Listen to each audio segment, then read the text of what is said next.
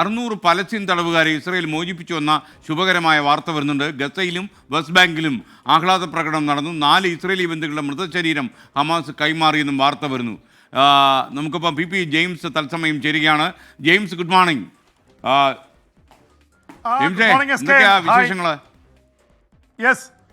ഇന്നലെ ശിവരാത്രിയായിട്ട് ഉറങ്ങിയില്ലെന്ന് തോന്നുന്നു. ഉറക്കം കുറച്ച് കുറവായിരുന്നു. ഓക്കെ, നന്നായി. ഇടയ്ക്കിടയ്ക്ക് കൊള്ളാം നിങ്ങളെ പോലുള്ള ചെറുപ്പക്കാർക്ക്. പറയൂ. Very good. SKN, Israel Hamas യുദ്ധത്തിൻ്റെ വെടിനിർത്തൽ ഏതാണ്ട് അതിൻ്റെ ദിവസങ്ങൾ തീരുകയാണ്.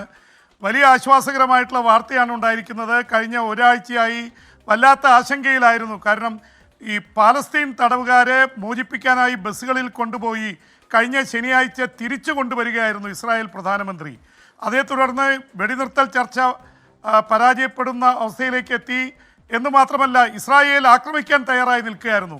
അതിനൊക്കെ മാറ്റമുണ്ടായിരിക്കുന്നു. 12 ബസ്സുകളിലായി ഈ മണിക്കൂറുകളിൽ, ഏതാണ്ട് ഒരു മണിക്കൂർ മുൻപാണ് 600ഓളം പലസ്തീനികളെ വെസ്റ്റ് ബാങ്കിലും ഗസയിലുമായി മോചിപ്പിച്ചത്. ആദ്യം വെസ്റ്റ് ബാങ്കിലേക്ക് 40 പേരുടെ ഒരു ബസ്സാണ് എത്തിയത്. അപ്പോഴും ഗസയിൽ നിന്ന് പിടിച്ചുകൊണ്ടുപോയ പാലസ്തീൻകാരുടെ കാര്യത്തിൽ ആശങ്കയുണ്ടായിരുന്നു. പിന്നീടാണ് 12 ബസ്സുകളിലായി ഗസയിൽ, തെക്കൻ ഗസയിലെ ഖാൻ യൂണിസിൽ അവരെ മോചിപ്പിച്ചത്. ഇപ്പം അന്താരാഷ്ട്ര മാധ്യമങ്ങളിലൊക്കെ അവരുടെ ആഹ്ലാദ പ്രകടനങ്ങളുടെ വിഷ്വൽസ് വന്നുകൊണ്ടിരിക്കുകയാണ്. ഈ മണിക്കൂറുകൾ, ഏതാണ്ട് എനിക്ക് തോന്നുന്നു അരമണിക്കൂർ മുമ്പാണ് അതിൻ്റെ വിഷ്വലുകളും കാര്യങ്ങളൊക്കെ പുറത്തു വന്നുകൊണ്ടിരിക്കുന്നത്. എന്തായാലും വലിയ പശ്ചിമേഷ്യയിലെ വലിയ ആശ്വാസകരമായിട്ടുള്ള വാർത്ത തന്നെയാണ് വരുന്നത്. അതിനിടയിൽ ഇസ്രായേലി പാപ്പയുടെ ആരോഗ്യനിലയിൽ നേരിയ പുരോഗതി ഉണ്ടെന്ന് വത്തിക്കാനിൽ വാർത്ത വരുന്നുണ്ട്. മാത്രമല്ല ഈ ഗുരുതരാവസ്ഥയിലും അദ്ദേഹം വിശുദ്ധരെ പ്രഖ്യാപിച്ചു എന്നുള്ള വാർത്തകൾ കൂടി വരുന്നു. പക്ഷേ കസേരയിൽ നിന്നൊക്കെയാണ് അദ്ദേഹം ഇതൊക്കെ ചെയ്യുന്നതെങ്കിലും അപകടനില തരണം ചെയ്തിട്ടില്ല എന്നാണ് വത്തിക്കാൻ്റെ മെഡിക്കൽ ബുള്ളറ്റിൽ കാണുന്നത്. എന്തെങ്കിലും വിവരങ്ങൾ ലഭിച്ചോ? SKN പറഞ്ഞത് 100% ശരിയാണ്.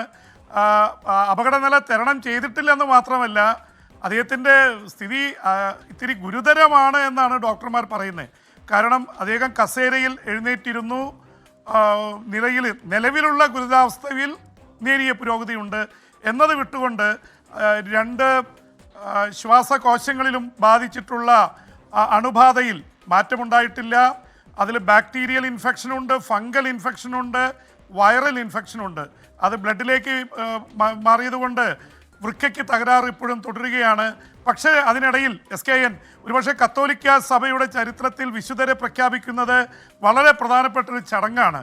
അവർ ഡെവിൾസ് അഡ്വക്കേറ്റിനെ വെച്ച്, അതുപോലെ തന്നെ ഏഞ്ചൽസ് അഡ്വക്കേറ്റിനെ വെച്ച് വർഷങ്ങളോളം, ചിലപ്പോൾ 40-50 വർഷമൊക്കെ ബാധിച്ചിട്ടാണ് ഒരാൾ വിശുദ്ധരായിട്ട് പ്രഖ്യാപിക്കുന്നത്. അതിൻ്റെ ഒരു പ്രൊസീജിയർ നടന്ന് അതിൻ്റെ അവസാന ഘട്ടത്തിലെത്തി നിൽക്കുകയായിരുന്നു. മാർപ്പാപ്പ ഒപ്പുവെക്കുന്നതോടെയാണ് അവർ വിശുദ്ധരായിട്ട് പ്രഖ്യാപിക്കുന്നത്. വെനുസ്വേലയിലെ പാവപ്പെട്ടവരുടെ ഡോക്ടർ എന്നറിയപ്പെടുന്ന ഹെർണാൻഡോ അടക്കം, ഡൊമിനിക്കൻ സഭയുടെ പ്രധാനപ്പെട്ട സ്ഥാനത്തിരുന്ന അടക്കമുള്ള പ്രമുഖരെ പലരെയും വിശുദ്ധരായും ധന്യരായും പ്രഖ്യാപിച്ചിട്ടുണ്ട്. പല സ്റ്റെപ്പാണ് SKN. ആദ്യം ധന്യ, പിന്നെ ദൈവദാസൻ അല്ലെങ്കിൽ ദൈവദാസി, വാഴ്ത്തപ്പെട്ടവൾ അല്ലെങ്കിൽ വാഴ്ത്തപ്പെട്ടവൻ, അതിനുശേഷമാണ് വിശുദ്ധ പദവി പ്രഖ്യാപിക്കുന്നത്. വിശുദ്ധ പദവി പ്രഖ്യാപിച്ചാൽ അവരെ പള്ളിയിൽ അവരുടെ പ്രതിമ വെച്ച് ആരാധിക്കാനും അവർക്ക് വേണ്ടി വണങ്ങാനും, ആരാധിക്കാമല്ലോ വണങ്ങാനുള്ള ഇതുണ്ട്. ആ തരത്തിൽ വിശുദ്ധ എന്ന് പറഞ്ഞാൽ ലോകമെമ്പാടും അവർ പുണ്യവാന്മാരായിട്ട് കരുതപ്പെടും. അപ്പോൾ ആ തരത്തിലുള്ള ഒരു വലിയ പ്രഖ്യാപനമാണ് മാർപ്പാപ്പ ഈ ഗുരുതരാവസ്ഥയിൽ കഴിയുമ്പോഴും നടത്തിയിരിക്കുന്നത്. SKN. Thank you, B James.